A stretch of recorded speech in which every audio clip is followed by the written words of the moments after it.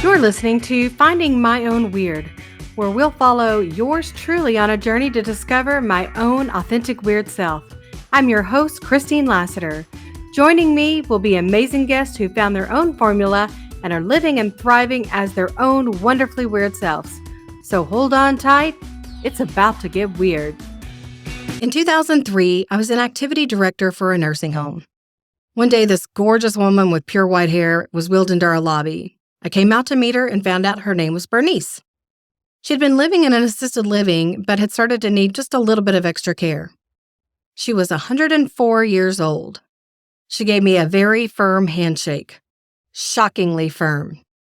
She had a $1 million smile, and we were instantly close. She would tell people over the years that it was love at first sight, and it was. I loved working with seniors, but there was just something really special about Bernice. She didn't look a day over 80, but could have been the mother of all of our other residents. In between activities, the residents would sit around in a circle, some would sleep, read. They really didn't do much if it wasn't prompted. Bernice would always make me laugh because she would tell me, "Get me out of here. All these people are making me feel old." I was close friends with Bernice for 6 years. You heard that right. She lived to be almost 111 years old. She had a fantastic sense of humor and even a greater outlook on life. She never felt sorry for herself and what she couldn't do anymore. She was just really thankful for what she could do. Bernice was born in 1899, was a nurse, outlived 2 husbands, and had 2 boys who also seemed much younger than their years. I know it was her attitude that kept her young for so long. She taught me that you have to live with no regrets. You have to choose to be positive. You have to have a really, really strong handshake. I love and miss you, Bernice. Our next guest pulled herself out of a very challenging childhood, overcame a lot of adversity, and today is filling her life with so much positivity. Today, we're talking to Hannah Lewis. Trigger warning. The following video mentions abuse, rape, and mental illness. It does not go into detail, but might be upsetting to some. Proceed with caution. Hi, Hannah. Thanks for coming today. Thanks so much for having me. So what I found in doing this is that even though my guests come from a variety of different backgrounds, there's always these weird overlaps that seem to be happening, and they're different with every guest, which may be a common thread in the whole weird aspect of things. But it's been very cool to kind of start with people's origins from their beginnings and kind of through their journey to get to where they are now. So that's what we're going to do. So I want to talk to you a little bit about where you started, where you come from. Well, I was born and raised in a small town in Montana. Mm-hmm. I was raised in a religion that was very oppressive. Right. I'm debating on if I want to share the name of the religion because I think there's people out there that have a positive affiliation with this. But I think to give context, the town that I grew up in was 1,500 people. Mm-hmm. That's even smaller than the town I grew up in.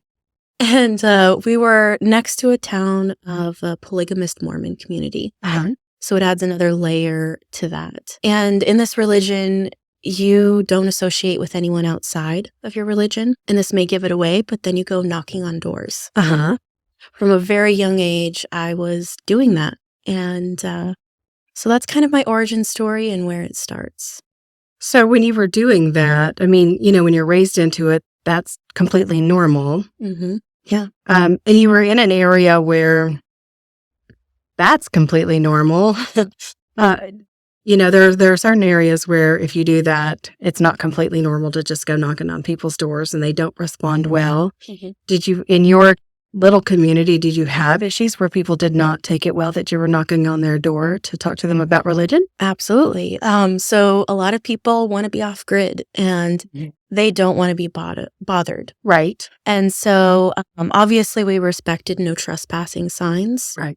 But a lot of people didn't have that posted because they just don't expect you to drive miles and miles down a dirt road to knock on their door. Right. So I had a lot They figure since they live miles and miles and miles down a dirt road, that's enough. Yeah, exactly.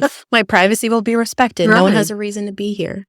And so I had a lot of instances where, people would threaten, they'd be angry, they'd yell. And I had one experience, probably 6 or 7 years old, where I'm at the door with my dad and the guy pulls a gun. Oh, And that's just the first thing, swings open the door and he's got a shotgun pointed at us. And we booked it out of there. I don't know if this is better or worse than that, but my dad used to work the night shift. This is, I'm sure, is before I was ever born. Everything used to work the night shift and had those people knocking on his door when he was trying to sleep during the day. Mm-hmm. And he'd get up and he'd get dressed and he'd go to the door, tell him no, he wasn't interested. And then the next day they'd come back, he'd do it again. He'd tell him no, he wasn't interested. Mm-hmm. And then on about the third day, he decided not to get dressed when he came to the door. And he came butt-ass naked to the door. And they didn't come back after that. That was surprising. That was the key. But I don't know which is worse, the gun or, this naked man coming. But I think they're both scarring. Right. Yeah. So that was his experience with that. Yeah. So that was completely normal for me. Right. And I think, that gave me a lot of courage in life to just go up to people and talk to them. But it was also so embarrassing when you saw a kid from school that you recognized. You go out in a carload of people, Right. and if I saw that kid and I'm in the car, I just wanted to sink down into my seat. Because, it's interesting to other kids in school that you can't come over to their house and play. Right. When you start school and you have that open house, you go with your parents to inform your teacher that you won't be celebrating your birthday. Or any other holiday. Yep, you'll have to leave the classroom. You go off to the library to be by yourself. And so it was pretty isolating, and it made me feel weird. Did you feel like you were missing out? Absolutely. So it wasn't like, oh, this is okay because this is how we are. It was like, man, all these other kids are getting to do all this cool stuff. They get cupcakes and, presents and stuff, Yeah. celebrating their birthday, but we don't. So I always wondered kind of how people who were raised in that, how they viewed all of that stuff. Yeah. I definitely just felt so isolated. Being in the library by yourself, you feel like you're in trouble. And a lot of times that's a form of punishment in school, is that isolation, detention. Sure. So what were the other aspects? You couldn't go to friends' houses. I mean, how did you handle friendships and stuff in school? Yeah. So in that small community, I was in a congregation of 100 people. Mm-hmm. So I maybe had 3 friends. Who were also of the same. Yes, that I could associate with. Mm-hmm. And so, you're really close with those people. You have a common goal, common values. And I find it interesting, though, in my friend circle, we've all left that religion. One moved to England. Oh, yeah. Also taught taught English in Vietnam and India. And then another is in Japan. And so we kind of all just... And you ended up in Portland, which is like a foreign country when you compare it to... True. I'm definitely in the weirdest area. Yeah. But I don't know. I think that's kind of neat that we all kind of ended up out of it and in some cool places. Right. So when y'all were hanging out together, did y'all ever discuss how you not We care? had plans to leave. Okay. Yeah. I think, a lot of us realized that we had to lead a double life to survive. Right.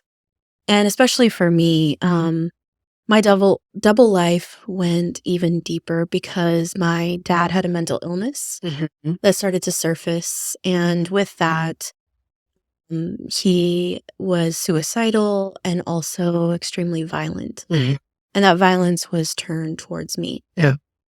And so, I remember concocting this plan with my brother to try and have us removed from our home.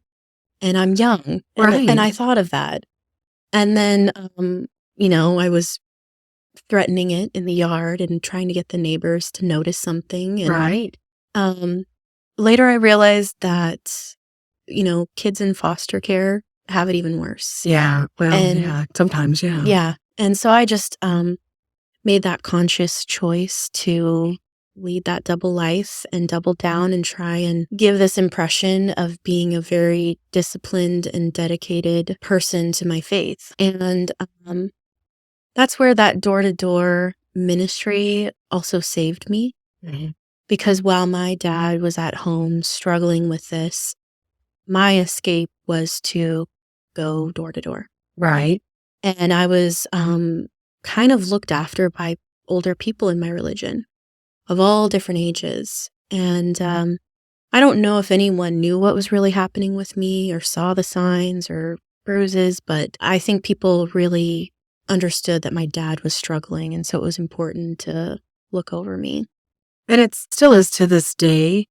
But back then, it was harder to get mental health care. Mm-hmm. And a double-edged sword on that was that men were less likely to get mental health care Yeah. because there's just the stigma and everything. Mm-hmm. Was your mom in the house? My mom was. She was very strong in the sense that she had the reliable job. Mm-hmm. And my dad worked nights, my mom worked during the day, and then when he lost his job, she ended up taking on a second job and sometimes a third. And then we'd be, going with her after school in the evenings to go clean offices for extra money. So she was very around, but also at the same time very absent because of her load. Right. She was having to take care of the whole household. Yeah. Yeah. And my dad, Yeah.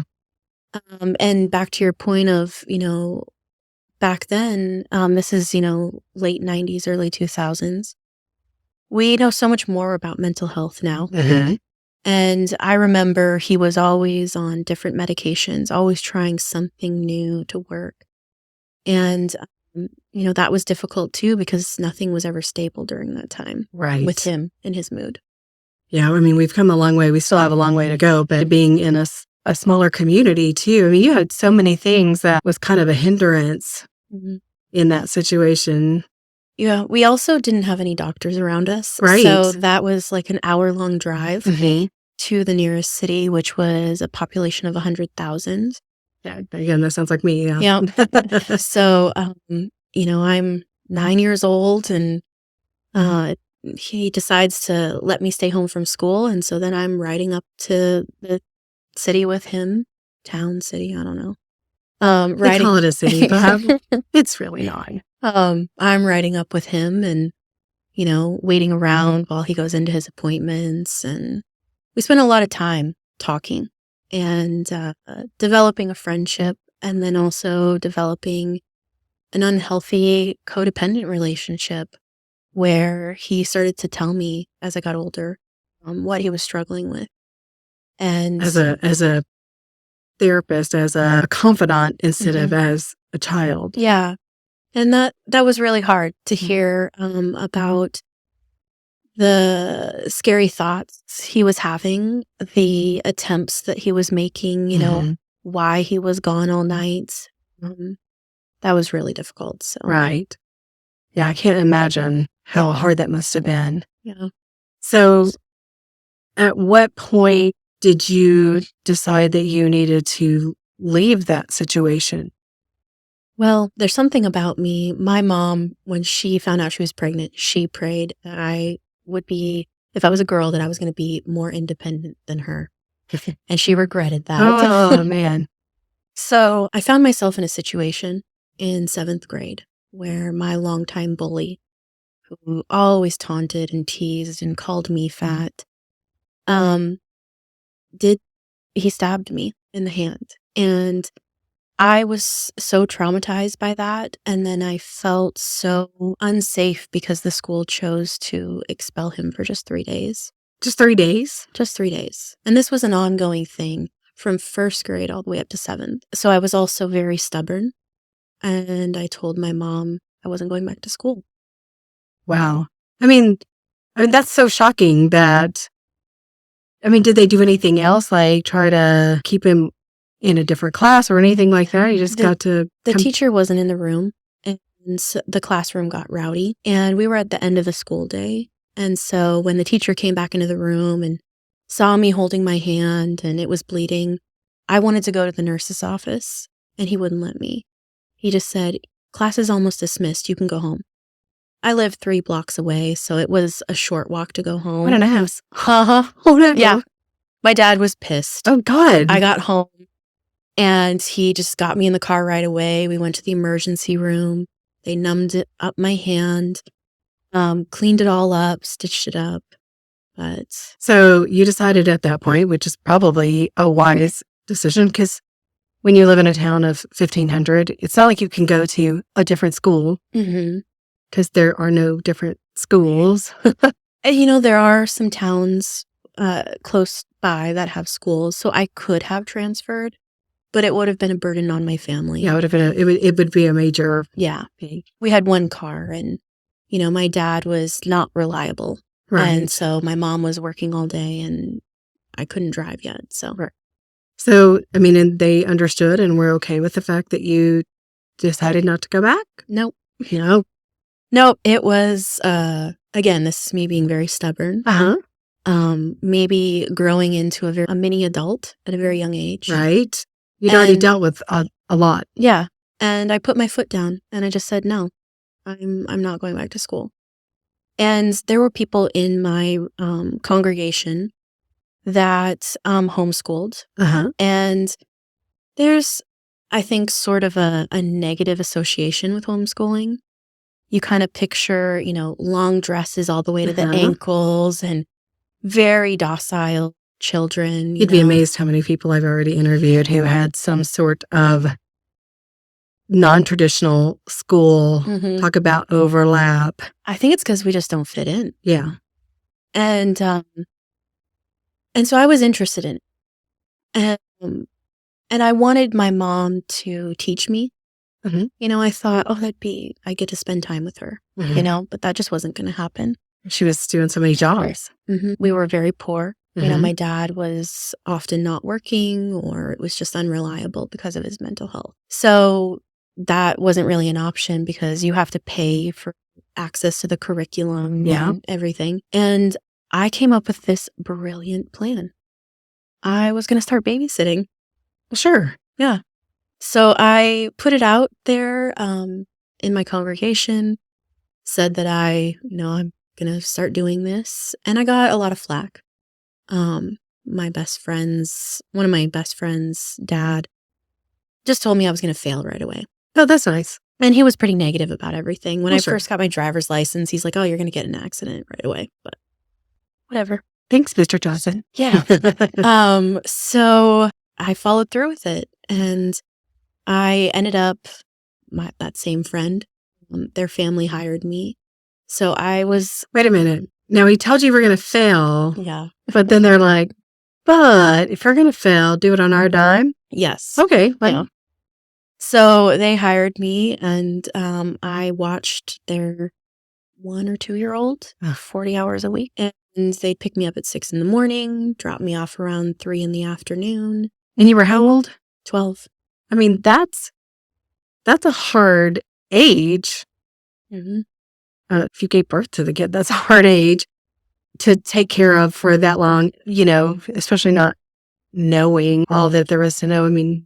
You can know some things about babies, but there's a lot of developmental stuff that happens during that time. Yeah, there was a class at this hospital in our town, and it was a babysitting class, and it also had CPR. So you kind of got a crash course there. But I was just responsible. My mom would be working, my dad would be in his room sleeping, and so was me and my brother. So I kind of looked over him and felt comfortable with that. And then I was using that babysitting money to buy into this homeschooling program, which was fully accredited. So I have a high school diploma. Okay. I had the ability to get extra credits and prepare for college. And so while babysitting, I'd get there early in the morning. He'd be sleeping.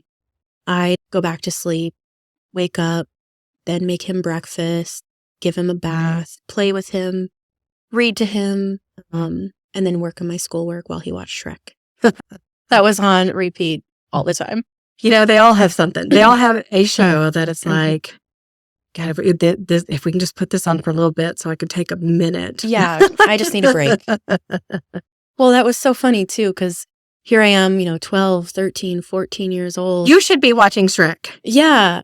But also, I'm exhausted. Right. I'm at the point where I'm feeling like that parent that just has no time to themselves. Like, I'd get there so early in the morning. I didn't have time to take my own shower, Mhm.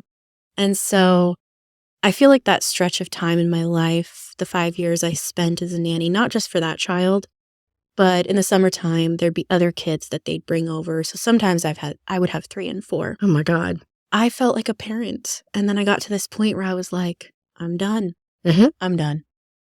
And kind of had that choice made early in life that I didn't want children of my own. I can understand. I mean, I have 3, and sometimes I can understand that. Mhm. Like, legit understand that. Yeah, coupled with my dad's illness and Mhm. just not wanting to pass that down. I felt like it skipped me, and Right. I can't imagine raising a child that is going through hardship. It's very, very, very, very difficult. Yeah. Yeah, it's not for the faint of heart, for sure. Yeah. And you were so ambitious in wanting to do your schooling so much that you were willing to really sacrifice your childhood for that. What did you want to be when you grew up? I wanted to be an architect. No, really? Yeah, I just had such a passion for homes. I was always so curious how they were laid out. And I would spend hours and all evening just drawing on graph paper and figuring it out, and the feng shui of how it flows and that open concept and cool features and I don't know, all that stuff. And Right. And then I ended up discovering an architecture and design CD-ROM at Best Buy. Oh, yeah. And so those are fun. Yes. And so then it was like hours on the computer. Most kids are playing video games, and I'm like, no, I got to get this second story finished. we got to decide if we're going to do brick or. Yeah. I've got a long night ahead of me. I got to lay out the living room. Man, I wish somebody had done a better job of our house on that stuff. Yeah. Sadly, and I don't even understand why, but it's a little bit more unusual for girls to gravitate towards that than it is for boys. I have no idea why. I think it's creative. Mm-hmm. So I don't have any idea why that is, but yeah, that's a pretty awesome direction. So what happened there? I think I just continued on that path of researching it and talked to somebody who was in the field. Mm-hmm. They burned me a copy of their AutoCAD program, and that's when the reality of it sunk in, because that's a really complicated system. That's some hard shit. It's not fun in 3D like what I had been tinkering around with. And then, you've got the engineering aspect of it. Mm-hmm. And I was like, oh, that sounds hard. But I carried on. Later on, I enrolled in college at the ITT Tech in Billings, Montana. Mm-hmm. And was months away from starting. Right. And then I took a different direction. Sometimes life does that. Yeah, it does. But something just inside of me was like, it doesn't feel right to stay here in this state. Mm. Since that pivotal moment, 12 years old, having that all happen to me, I wanted to leave. Yeah. I wanted to get away. I never felt like I belonged in my family. I always wished I was adopted. I didn't connect with them. Right. I was so different. My parents and my brother were so close-knit, and I wasn't. Mm-hmm. So I just knew I had to get out of the state or leave. But you didn't go there. What did you do instead of going there? I decided to go to Europe. I went and backpacked with my best friend. Had a little gap year. Yeah. We went for a couple of months. This is before Facebook. She started up a blog site. We printed up business cards with that blog site with our photo on it and a phone number. And we just passed it out to everybody before we left. So was this in the time of influencers and stuff? Or is this that sounds like pre? This was in 2005. Okay, that's way early for that. I know. We were just, we're like, oh, we should do business cards. Of course. Of course. Because then people will take you serious. Yeah. this is pro stuff. Right. So we handed out those business cards all over our town before we left. And some people were so excited. And pretty much everyone within that congregation was like quiet and telling us that this wasn't a good idea. My mom was telling me she was putting her foot down. And She didn't put her foot down when you... She tried. But she was going to put her foot down with this. Okay. You know, I'm about to turn 18 and, you know, That's not the time to try. Yeah. I mean, that's way harder than 12. Yeah. And again, just being stubborn and rebellious. So I was like, I'm going. Let's see. We then, handed out those cards all over the trip and kind of had a following as we uploaded photos and talked about our experiences. And we also left with, we had white shirts with our blog site printed on it and took a bunch of markers. And so we had people like drawing on the shirt, leaving, ways to get in touch, email addresses. It's a cherished memento. Oh, I can only imagine, especially being that age, being able to, it's one thing to get out of your hometown, to get out of your home state, but to leave the country very young, just go experience different cultures. Yeah. Different, just everything different. More different than a lot of people because you went a long stretch of different. And that was my first time on a plane. Yep. And my first time was to go to England too. So I understand. It's a long flight. It is. Especially coming out of a small town, you probably had a lot of different connections to. Actually, we drove 2 hours because we have to drive 2 hours to a massive airport, DFW airport, Dallas. And we took ours was a 13-hour flight straight. And that being the first time on a plane. Yeah. That's pretty intimidating. It is, yeah. But yeah, I think that's remarkable. You must have met some just incredible people. Yeah, absolutely. We also connected with people from our religion too.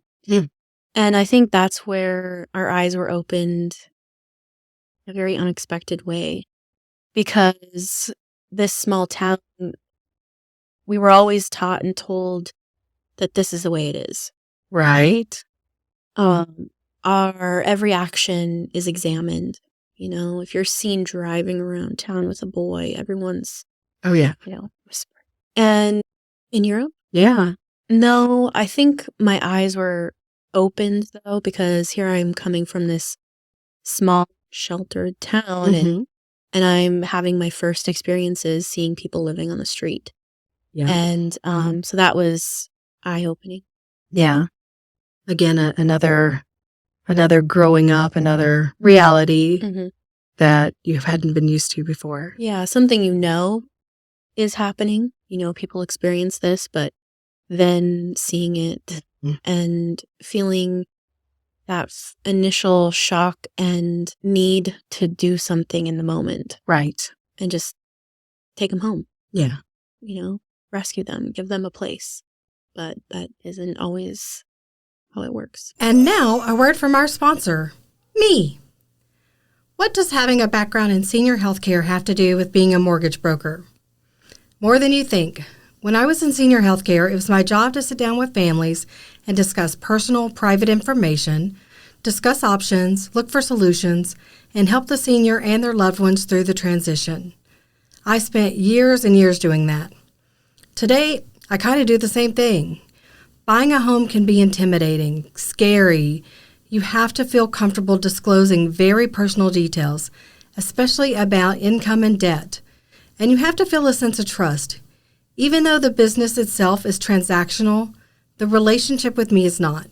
I feel that it's very important to build that trust and comfort with my clients. It means that I might be looking at their situation on the weekend or evenings, that I'll be doing problem solving with them, and that I'll be holding their hand throughout the whole process. At the end of the day, this should be a very relational experience. I'm so happy to help you walk through it. To talk to me about a mortgage in Oregon or Washington, contact me at Christine@tworiversmtg.com. That's CHRISTINE at riversmtg.com, or call me at 903-343-1370 and MLS 224-8608. And now back to your program. Your particular religion doesn't do well when you go against what they think you should. Mm-hmm. How did your family and your religion deal with you breaking free and doing things that they did not approve of? Like, I'll start at the beginning because I think this is an interesting tidbit, and a sign to them that I wouldn't stick around is I had read the Bible, start to finish several times, Mhm. and had done so at an early age. And I love to argue and debate. And I remember just starting to see things that didn't make sense at like 10 or 11, and opening up to those scriptures and showing people like, oh, you're wrong. It says here this, Right. but you're saying this. Mm-hmm. And my favorite one was taking the example of not piercing your ears. And I have pierced ears, so why was that okay? And you're telling me I can't have tattoos. Right. That was the first argument I picked. Right. Um, It was and- like they pick and choose mhm, what they want to confine you with. mhm. Mhm. Yeah. Which is very true in a lot of organized religion. Yeah. So fast forward, I end up here in Portland. Now, how did you choose Portland? I have family here in Gresham Okay. that I actually haven't spoken to in a decade because of leaving that religion. So, Now, did you leave it when you came here? not at first. Okay, so you carried it with you for a little bit. Europe made me feel like, okay, well, maybe I can give this another shot. Maybe it'll be different there. Right. And I get here and I move in with my aunt and uncle, and they have 3 daughters, kind of all around my age. Mhm. And I'm under a bigger microscope than I have ever been under. Really? And it's my aunt. And I realized I made a mistake. Mm. But I'm going to use this to my advantage. Mhm. This has been my jumping point. I was able to get here. I'm paying rent, but such a small amount. Mhm. So I have this opportunity to get ready to move out on my own. So I do that. And that's kind of where we leave off, and I never speak to them again. Because at that point, I've seen in my religion, people feel this need to confess and to remove themselves. And that is kind of a process. Like if you sin, you need to go before the elders and you need to confess and tell them everything you did. Mhm. I had a good friend who was raped, and she had to go before them and tell them all about it in order for them to make a judgment that based on what she was wearing and where she was and what she drank, she was partially responsible. So Oh, I was never going to allow these men to judge me. that is horrifying. So I did what's called fading out. I had been baptized. So being baptized means that I am subjected to disfellowshipping, so I could be removed and disciplined that way. I ended up moving out. I changed my phone number and never spoke to anyone again. And including your parents and your brother? That was the plan, but I still loved them, Right. and that was hard. So I would still speak to them occasionally. And I was not as bold with them about my choice to leave. I tried to reason with them, and there's just no reasoning with someone who's fully indoctrinated. They want to reason with their own books and their own viewpoints and what science has proven and what the world knows to be fact is not accepted with them. Right. And so think of the mindset of what we've seen in politics. Oh, yes. That's, what you're experiencing with somebody. Mhm. There's just no reasoning with them. So communication was few and far between. And But they did accept your calls when you did call? I actually never called them. Oh. This is where it gets interesting in my personal story. But my mom called me obsessively over and over. I'd be at work and she would call 20 times. Was she trying to get you to come back? Mm-hmm. At one point, they drove out here to take me home. Okay.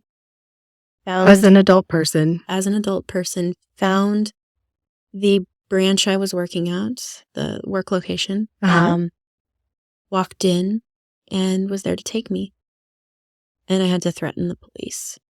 That was my only way to get them to leave. And so things, I already didn't have a good childhood. Mm-hmm. It was never really acknowledged or addressed. It was just swept under the rug. Right. And I didn't feel that I had a loyalty or a reason to work on this relationship. It wasn't healthy for me. Right. And it's, we often will stay in relationships that are unhealthy, but usually, in partnered relationships, it's not easy, but it is easier to remove yourself from an unhealthy situation than it is from family. Yeah. Because we're taught that blood is thicker than water, and it's your family no matter what and everything. But if they're creating that negativity and they are, tearing you down and destroying you, then we have to make it acceptable to say, I have to let these people go. Mm-hmm. Yeah. And, physical abuse is such an obvious, I should backtrack. Physical abuse is not easy to deal with, you know, but it tends to be a more obvious sign of not being a healthy relationship. And people are more accepting if you leave because of physical abuse than they are of mental abuse. Exactly. Emotional and mental abuse. So, every conversation was all about the religion. It was all about me dying and how they were needing to save me. And constantly I was like, can you just say hi? Yeah. Can you just ask me how I'm doing? Can you congratulate me on my promotion at work? Right. And there was none of that.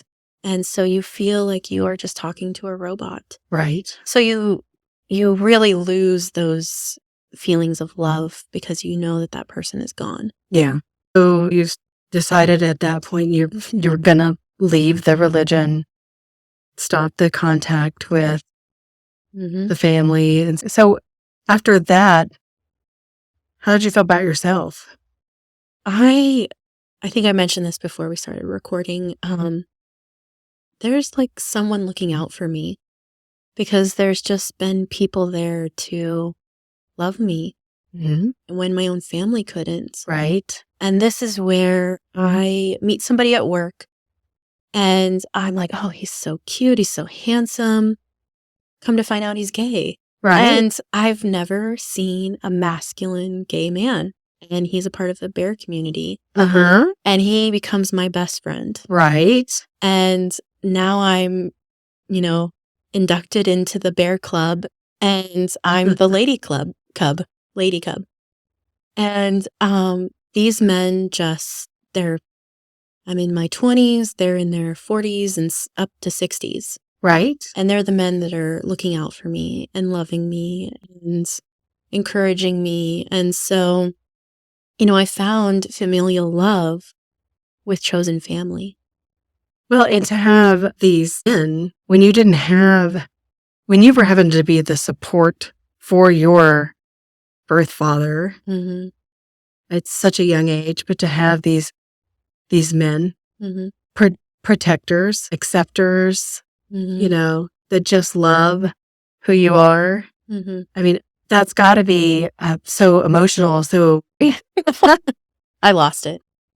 I mean, it's just needed in your life. Oh yeah. I almost didn't recognize it because I have never really felt it. And, but it fulfilled something that I needed. Mm-hmm. It was really beautiful. So, kind of with those new relationships and stuff, how did that start to change who you were?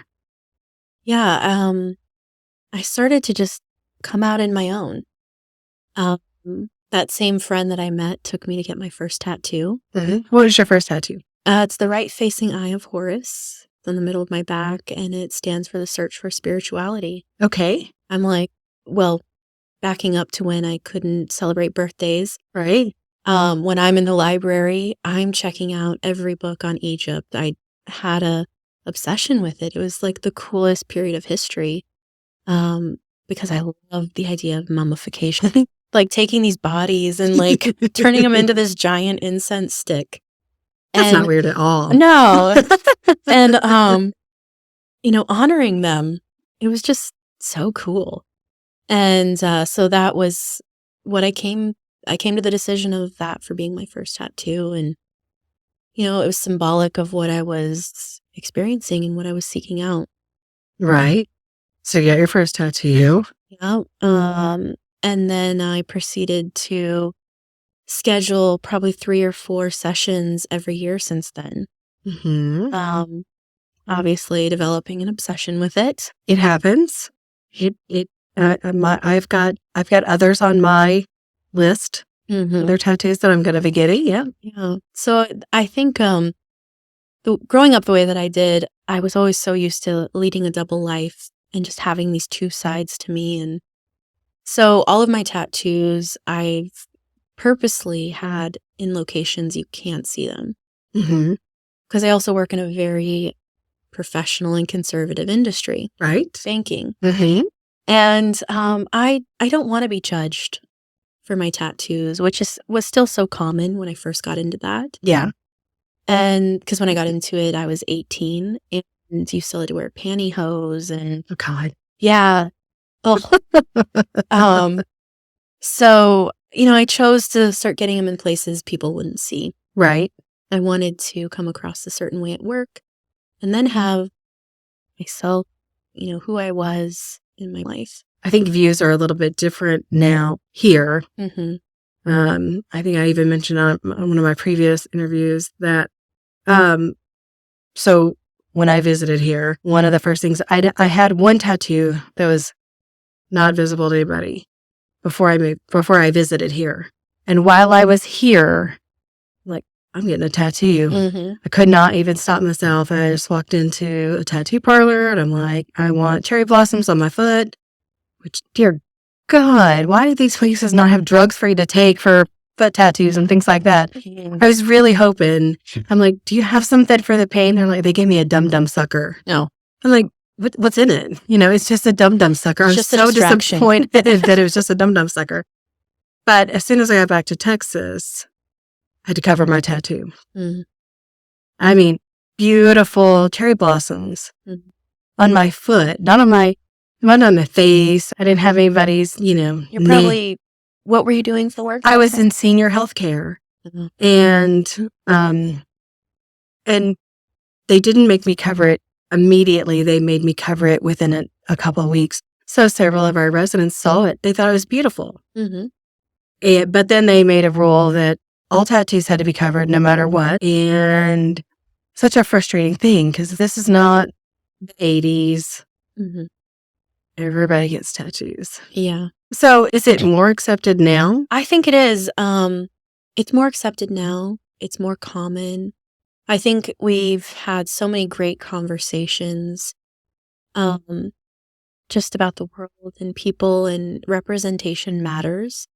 So when you go into a bank or a credit union and you see someone who resembles you, it's affirming.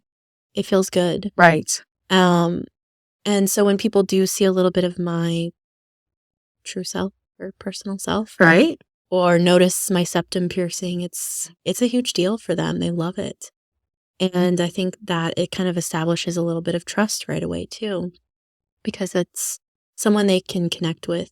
Maybe we have personal styles or interests. I'm a mortgage broker. You're in banking. Those fields were so dominated by middle-aged and older white men for so long. Mm-hmm. The stuffy stuff shirts, I mean, for so long, and still are for a majority. I mean, there's more people like us getting into those fields, Mm-hmm. but it has been a slow process. And to see younger people, to see women, to see people of color, to see people who may have color in their hair, may have tattoos, that is the general population. I'm way more intimidated if I go into a bank and it's this, 55, 65, 65 is not that much older than me. He's like 65-year-old man, and he's all in his 3-piece suit. And I have to go talk to him about something. I mean, I'm nearly 50 years old and that still intimidates me. And it shouldn't, because we're talking about my accounts or whatever my situation is. And we should be able to have that kind of relational connection to businesses. And I think it's way more distancing, for lack of a better word, to have somebody that's just so stuffy. Right. Money, too, is such a vulnerable point for people. Either the excess or the lack of. Mostly lack of. Mostly, yeah. And, and also diving into someone's credit and discussing how it got to where it's at. And that's very hard. Yeah. So I think, being able to relate and identify with someone is what allows you to be more successful in that, just because a guard can be dropped. Well, I wonder how many people don't go in and talk about those things because they're so intimidated, and they lose out on opportunities. They lose out on education on how to get to where they want to be and where they deserve to be, because they don't feel like they can relate to the person that's there. They don't feel like they can go in and talk to somebody who can understand their situation and is sympathetic and is more on their level as far as how they look, how they feel, how they talk. I can't even imagine how many people have lost out because there hasn't been that ability to feel comfortable, to feel relational in those fields. Absolutely. It's a big discussion in the industry and within my organization is, access and comfort, and it's important. So do you now let tattoos come out sometimes? Well, last week, sometimes at work, no. I still kind of keep those covered up just because. It's not required, is it? I guess with the type of clothing I wear, it's just not going to show anyways. But it's not required by your company that they stay covered? It's not. It's more of kind of, if it's distracting, then we may discuss it. Right. If somebody complains, we might have a discussion about it. But I've hired so many people that have very visible tattoos, some on their face and their neck and their hands and knuckles. And it's no one's ever complained. Do you feel like you still have that little just girl in you that is afraid in those situations where people might judge you and you're so afraid of what they might, even though you see it, you just told me it's not an issue? I think it's that how I had to live that double life for so long to survive, and to get by. And this year I set a theme for my years where I find a quote that I want to live by instead of resolutions. And I'm really focusing on my own internal emotional availability. Right. And that's facing this fear of rejection. And I'm looking over at this wall over here. I've been staring at this sign. And it says, confidence is not, they will like me. Confidence is, I'll be fine if they don't. Right. I love that. So, I'm working on that myself, is just, this is who I am. And I don't always have to put on this professional public figure persona that I have done for so long. And it's hard to step out of that. It being in professional world myself, coming from super, super conservative, it's not easy to make yourself vulnerable like that for fears that haven't even come true yet. Right. And also that fear too, that will my future career be jeopardized because of some person's perception of me, incorrect perception of me, you know? And I had a great career and I've gone great places and I'm going to continue to. So I'm going to dial that fear down and not give it so much of a voice this year. I think that's fantastic, because one of the things on these journeys is learning how to be your true authentic self. And that's not a sometimes thing. And it's scary and it's hard. And I'm still learning this. That's why we're doing this today, is because I'm taking all of these journeys and creating this for myself. And we have to be able to be authentic. We have to be able to let ourselves be vulnerable. Even when it's scary, you're going to always have people. There's always going to be people. There's always going to be people who want to pull. And you could be fully covered, no color here. No, you're fully covered professional. And somebody's going to find one thing about you that they don't like. That doesn't line up with something that they feel is the box that you should fit in.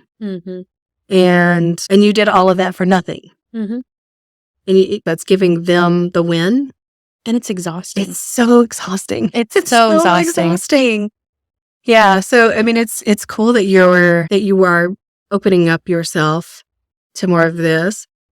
Speaking of your tattoos, I have noticed lately on your social media that you are vying for the cover of, is it Inked? Inked magazine. Yeah. So I saw on my Instagram stories somebody promoting their significant other, and they were in the running, and I was like, they have one tattoo.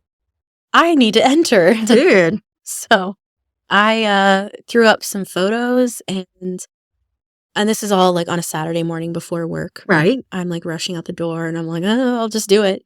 And get it all up. I check it an hour later, and I'm in 23rd place. Check it another hour later, and now I'm up to 7th.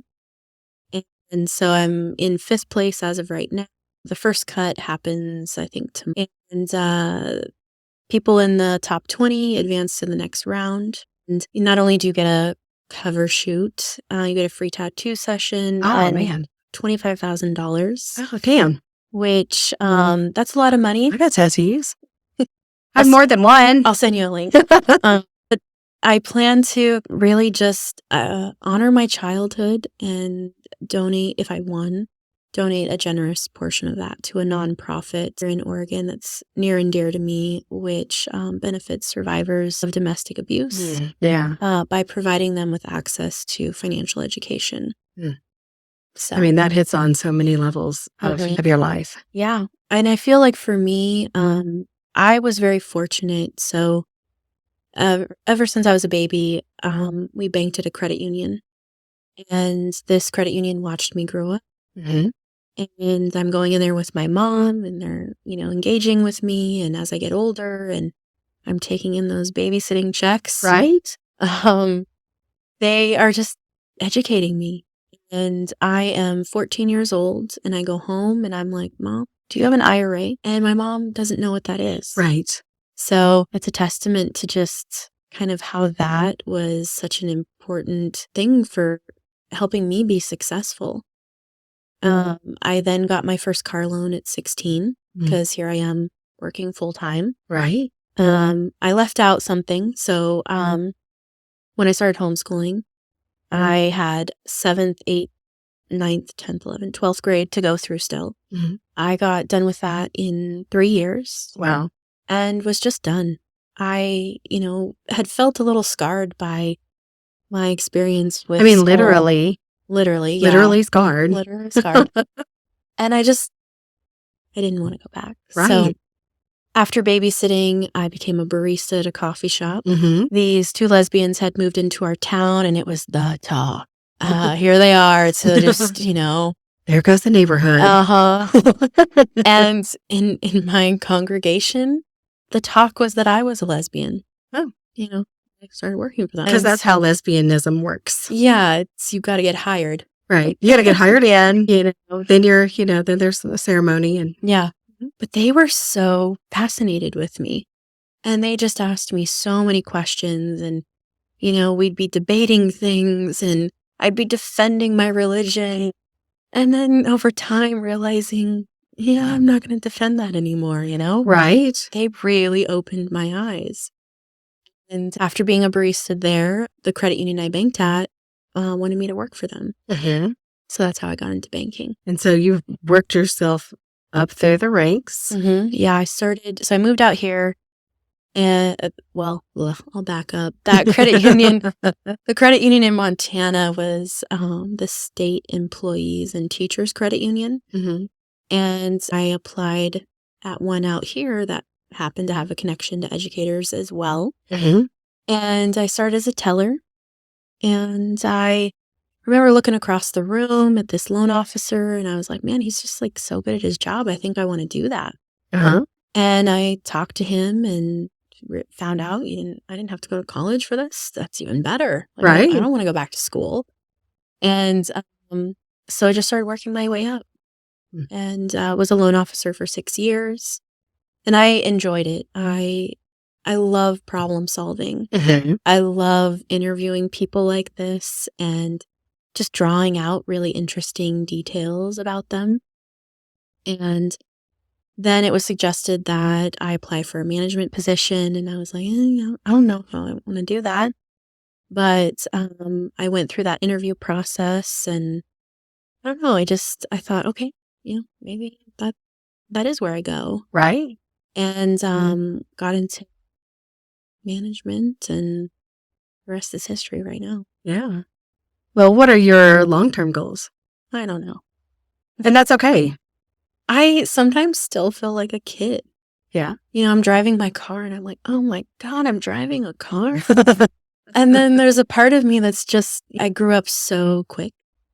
I raised children through my time being that nanny at a young age, that my 20s started to feel like a wind down. And now I think I just want to live like a retiree. Oh, but you are so young. In the sense that I want to travel. Right. Oh, okay. Yeah. I didn't know if you meant like just sit on your couch and, no. Go to Costco and. No. I want to have fun. I want to have great people in my life. I don't want to have expectations because that leads to disappointment. I want to live in the moment. Next, I'd like to go to Iceland. Oh, yeah. So those are kind of just some things I'm throwing out to the universe. But then I'm also waiting for whatever comes along. Yeah. Well, and this is such a great place to do that. There is some endless things. If you have an interest in anything, there is stuff here. Yeah. To get involved in. Enjoying your time, learn something new. You didn't get that time in your young age to have a lot of hobbies, to have a lot of, except for architecture, but but like, do so much of the fun stuff, have the sleepovers, do all that stuff. I mean, you missed out on some important milestones. Do you have rager birthday parties now? Oh, I did it first. I went all out. And then the cutest thing, one of my friends threw me a princess-themed birthday. Right. So I got to feel like a little 6-year-old, and everything was pink, and we had, little Barbie plates, and it was so cute. So cute. What was that? So what was your first birthday party like? I don't remember. I know. I think the Barbie one is like the most memorable. Right. I think that's when somebody put the effort in to make a party for me. Right. There were birthday cakes and birthday wishes and presents and dinners and get-togethers, but I guess I would say that was the first one. It was like a real dream birthday. Yeah, like a makeup birthday. Yeah. Well, I hope that you continue to have makeup birthdays because you're owed them. Yes. And you deserve them. Yes. Because everybody does. because we all deserve that day to feel like we're special. Mm-hmm. We should feel that every day. Or a whole month. Or every day. Yeah. But, we're probably not eating birthday cake every day. Yeah. Unless you want to. I don't care. But I do hope that you are seeking out those things that you did not get to experience when you were young. Mm-hmm. And that you are fulfilling dreams, because there's not a time when we're too old for that stuff. Right. I've done a lot of reading about parenting your inner child. Mm-hmm. So I've been kind of trying to talk to myself like I am that kid again, to offer reassurance and make plans and prioritize me. And so for this birthday coming up in March, I'm going to be headed to the beach with a good friend, and we're just going to have fun and do whatever. I decided last night that for my March birthday, we're going to go to the Alibi, the tiki bar. I saw that you went there. There yesterday. Yes. And I was like, oh my God, this is so much fun. When's your birthday? March 5th. Okay. March 24th. All right. All right. That's Pisces March, yep. And an Aries.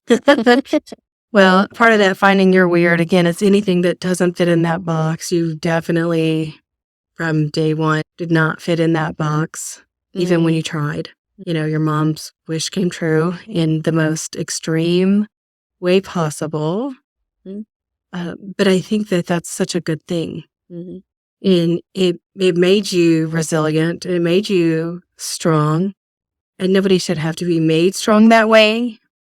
But I'm glad that we're able to be made strong in that way. And it's really cool to see the things that you have, that you're creating for yourself now. And I do hope that every once in a while you'll raise up your sleeve and let that stuff come out, because it doesn't change how well you work. Mm-hmm. It doesn't change who you are in the least, because it's there underneath clothing, and it doesn't change any of it. Yeah, absolutely. So this has been really awesome. I'm so glad that you came and talked to me today. I'm so glad you posted on Chubhub PDX. And I was like scrolling through Facebook, and I'm like, oh, podcast. So yeah, and I actually got 3 from that post. Oh, cool. So I've got a couple others that are coming up from that post, and that's a Facebook group that allows people who are fluffy to be fluffy. It's such a great community, because I think a lot of us struggle with finding things we need because of our size. Mm-hmm. And so to kind of lean into that community and ask for guidance or insight, I don't know. It's really nice to turn to. Yeah, it's very cool.